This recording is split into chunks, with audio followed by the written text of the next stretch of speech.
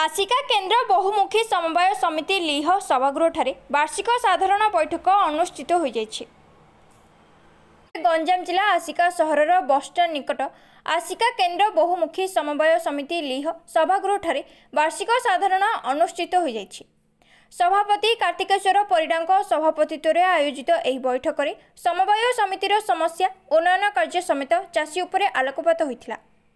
राज्य में देखा देथिबा आलू संकट दूर करने सांगक चाषी उद्देश्य चाष कार्य सब्सिडी माध्यम विहन सार और कीटनाशक औषध जोगाइबा समिति रे रहिथिबा जगार कोठा निर्माण करी व्यवसाय वृद्धि सकाशे साधारण बैठक में सर्वसम्मतिक्रमे प्रस्ताव गृहीत होइथिला।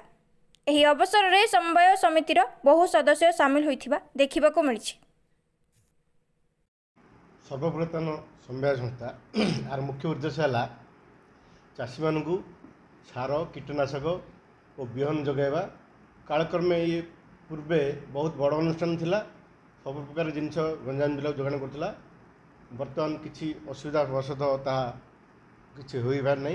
आगामी दिन सब जिनस आमे जोगाइबा बद्धपरिकर। आ गोटे कथा ला आमे नाफेड जन सदस्य संस्था नेशनल एग्रीकल्चर फेडरेशन रो नाफेड ओडिशा को आलू जोगाण करिवो। गोटे सदस्य हिसाब से आम भी नाफेड माध्यम आलू जोगाण करने आम आज निष्पत्ति नहीं। बर्तमान आम आमर बसस्टाण्ड सम्मुखें गोटे जगह अच्छी ताकू पीपी मोड रे दुकान गृह कर सब व्यवसाय मान उत्तम दर देवाई निष्पत्ति नहीं। बर्तमान आम सब्सिडी विहन जोगाऊँ, सार जोगाऊँ, कीटनाशक जोगाऊँ। आम शीतल भंड करने उद्यम जारी रखुचु, ता परवर्त मुहूर्त में करने चेष्टा करूँ।